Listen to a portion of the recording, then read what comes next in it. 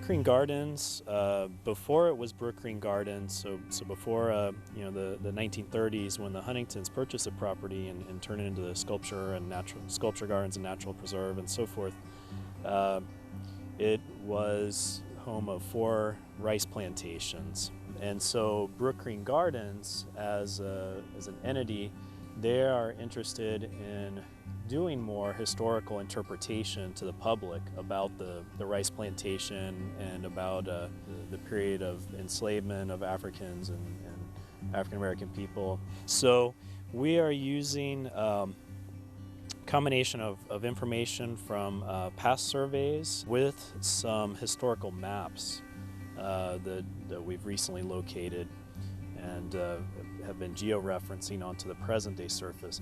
But what we're looking for really is foundations, in the form of piers, post molds, or other remains of the actual structures themselves of the housing area for the enslaved folks out here, to get a better idea of its full extent, because there were a lot of people out here, but may have been into the hundreds. So what we found so far is we found metal nails, we found ceramics, pottery, we found glass.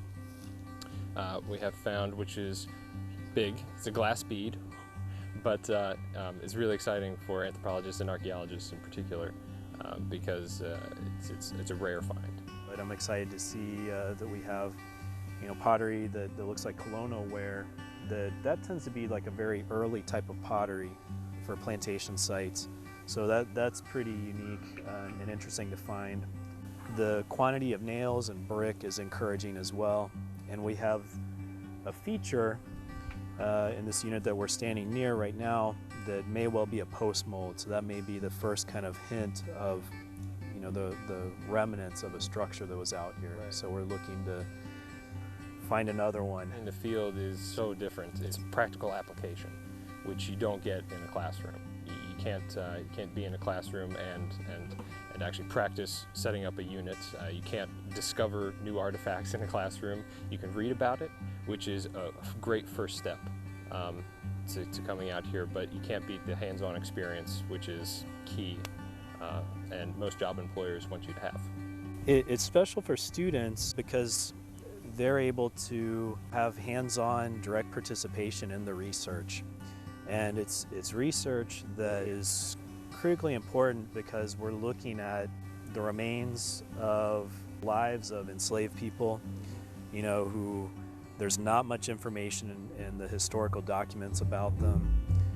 And so these are the people whose artifacts and whatnot we're looking at. These are the ancestors of the modern day Gullah, who are here and now have moved to other areas as well.